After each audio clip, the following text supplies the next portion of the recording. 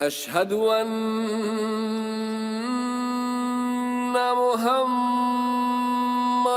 رسول الله.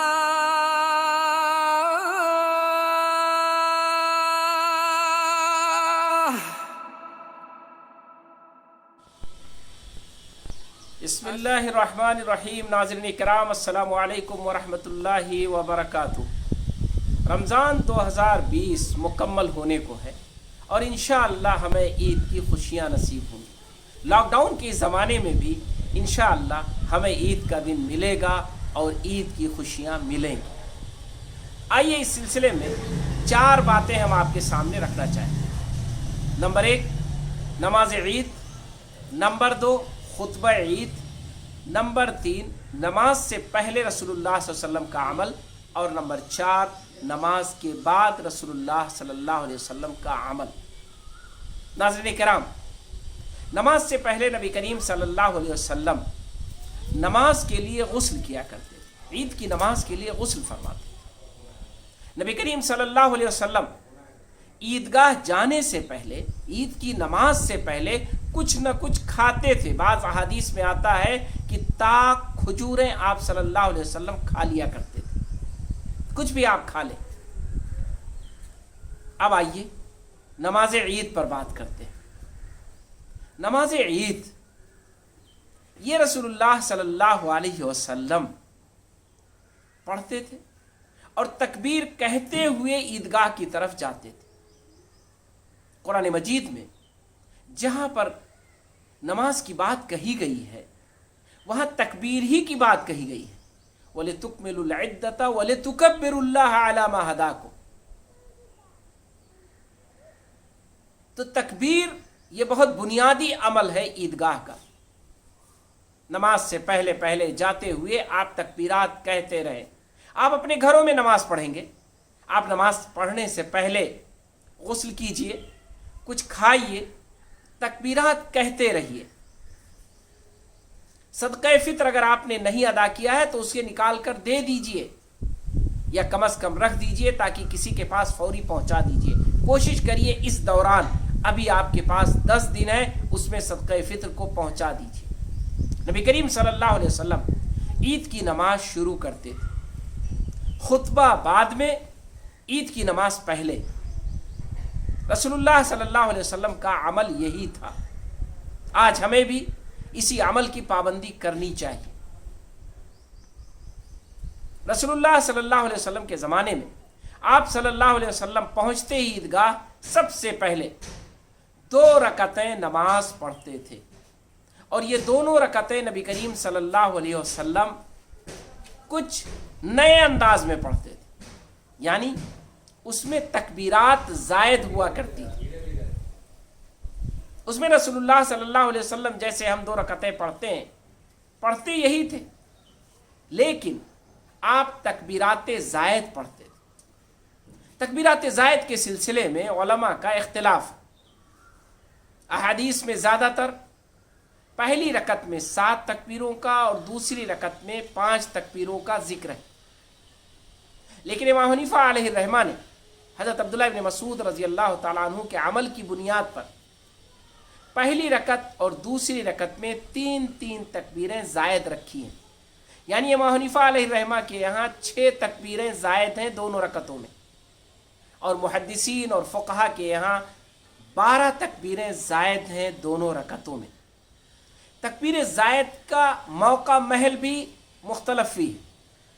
امام حنیفہ علیہ الرحمہ پہلی رکعت میں تکبیر اور ثنا کے بعد یعنی قرأت سے پہلے 3 رکعتیں زائد کہنے کے قائل ہیں، اور 3 رکعتیں جو دوسری رکعت میں کہی جائیں گی وہ قرأت یعنی سورہ فاتحہ اور دوسری سورہ پڑھنے کے بعد رکوع میں جانے سے پہلے 3 تکبیریں کہی جائیں گی.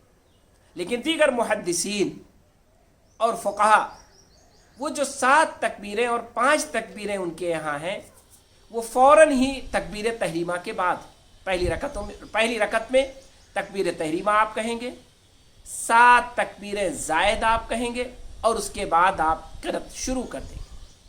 دوسری رکعت میں جب آپ کھڑے ہوں گے उसके बाद पहले 5 तकबीरें आप जायद कहेंगे, उसके बाद क़िरत करेंगे। क़िरत में क्या करें, इसमें भी रसूलुल्लाह सल्लल्लाहु अलैहि वसल्लम का अमल मनक़ूल है, लेकिन आप सूरह फातिहा के साथ कोई भी सूरह पढ़ सकते हैं। रसूलुल्लाह सल्लल्लाहु अलैहि वसल्लम ज़्यादातर जो अहादीस में मनक़ूल है, आप सल्लल्लाहु अलैहि वसल्लम सूरह आला सब्बिहिस्म रब्बिकल आला पहली रकत में और दूसरी रकत में सूरह गाशिया जो उसी से लगी हुई है, ये दोनों सूरतें पढ़ा करते थे। बाज़ रिवायतों के मुताबिक नबी करीम सल्लल्लाहु अलैहि वसल्लम पहली रकत में सूरह काफ और दूसरी रकत में सूरह वक्तरबतिश साअ पढ़ा करते हैं। लेकिन इसके बावजूद आप जो भी सूरतें पढ़ना चाहें पढ़ सकते हैं। तकबीरात जो जायद हैं उसके अलावा बकिया कोई फ़र्क नहीं है। रुकू, सजदा, क़याम, तहियात, सारी चीज़ें 2 रकत नमाज के मिसल होंगी। 2 रकत नमाज सलाम फेर देने के बाद नबी करीम सल्लल्लाहु अलैहि वसल्लम मजमे की तरफ मुखातब होते थे, मुतवज्जे होते थे। कभी कभी आप ऊँटनी पर सवार हो जाते थे। आता है कि नबी करीम सल्लल्लाहु अलैहि वसल्लम ऊँटनी पर सवार हो गए और एक हबशी आपके ऊँटनी को रोके हुए थे। कभी नबी करीम सल्लल्लाहु अलैहि वसल्लम किसी ऊंची जगह पर खड़े हो जाते। कभी नबी करीम सल्लल्लाहु अलैहि वसल्लम हज़रत बिलाल रदियल्लाहु ताला अन्हु के कांधों का सहारा ले लिया करते थे। नबी करीम सल्लल्लाहु अलैहि वसल्लम का खुतबा मुख्तसर होता था। नबी करीम सल्लल्लाहु अलैहि वसल्लम अल्लाह की हम्द और उसकी सना बयान करते और ज़्यादातर खुतबे जो नकल हैं अहादीस की किताबों में, उसमें नबी करीम सल्लल्लाहु अलैहि वसल्लम ने इन्फाक पर जोर दिया है, खर्च करने पर जोर दिया है। गोया कि ईद का दिन ये एक इज्तिमाई एहसास का दिन है, सोशल सिस्टम को महसूस करने का दिन है, लोगों के गम और उनकी फ़क्र व फाका को महसूस करने का दिन है। इसीलिए रसूलुल्लाह सल्लल्लाहु अलैहि वसल्लम उस दिन सदक़े पर उभारते थे, हत्ता कि नबी करीम सल्लल्लाहु अलैहि वसल्लम खुसूसी तौर पर औरतों की तरफ तशरीफ़ ले जाते और उनसे कहते, अय औरतों तुम ज़्यादा सदका करो।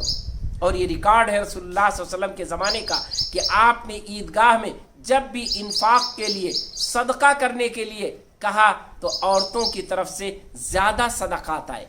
औरतों का ये कमाल है, ये उनका रिकॉर्ड है और इम्तियाज़ है कि रसूलुल्लाह सल्लल्लाहु अलैहि वसल्लम के ज़माने में ईदगाह में उन्होंने अल्लाह के रसूल सल्लल्लाहु अलैहि वसल्लम की फरमाइश पर, आपके कहने पर, आपके उभारने पर ज़्यादा सदका दिया। और नबी करीम सल्लल्लाहु अलैहि वसल्लम उन्हें तरगीब देते थे कि तुम सदका करो। ये रसूलुल्लाह सल्लल्लाहु अलैहि वसल्लम का सदका हासिल करना सदक़े फ़ित्र नहीं होता था। सदक़े फ़ित्र तो ज़रूरी है, वो आप पहले दें, उन लोगों को दें जो लोग उसके ज़रिए ईद की तैयारियां कर सकें। नबी करीम सल्लल्लाहु अलैहि वसल्लम खुतबा देते थे। खुतबे के सिलसिले में हमेशा हमको याद रखना चाहिए कि ये खुतबा ये नसीहत का खुतबा है, वाज का खुतबा है। जैसा कि मैंने कहा कि रसूलुल्लाह सल्लल्लाहु अलैहि वसल्लम इन्फाक पर ज़्यादा जोर दिया करते थे। खुतबे के दौरान रसूलुल्लाह सल्लल्लाहु अलैहि वसल्लम का एक अमल नकल किया गया है, बड़ा ही प्यारा अमल है। रसूलुल्लाह सल्लल्लाहु अलैहि वसल्लम एक मरतबा खुतबा दे रहे थे कि हज़रत हसन और हुसैन दोनों खेलते हुए सामने आ गए। रसूलुल्लाह सल्लल्लाहु अलैहि वसल्लम जिस ऊंची जगह पर थे वहाँ से नीचे उतरे और दोनों को गोद में उठा लिया और फिर खुतबा देने लगे। और रसूलुल्लाह सल्लल्लाहु अलैहि वसल्लम ने फरमाया कि ये औलाद और ये माल ये भी एक आजमाइश है, मैं बर्दाश्त नहीं कर सका, मुझे अच्छा लगा और मैंने दोनों को गोद में उठा लिया। ये रसूलुल्लाह सल्लल्लाहु अलैहि वसल्लम का खुतबा था। एक मौके पर आप सल्लल्लाहु अलैहि वसल्लम से ये भी नकल है कि आपने फरमाया कि नमाज हो गई, जो लोग खुतबा सुनना चाहें वो बैठे और जो चाहे चले जाएं। इसलिए नाज़रीन किराम, आज लॉकडाउन के ज़माने में हम और आप अपने घरों में ईद की नमाज पढ़ेंगे। हम और आप ये सारी तरतीब अपना सकते हैं, गुस्ल करेंगे, तकबीरात कहेंगे, हम ईद की नमाज को पढ़ेंगे, हम ईद की नमाज के लिए तकबीरात कहेंगे, तकबीरात ज़वायद कहेंगे, इसमें हमें कोई रुकावट नहीं है।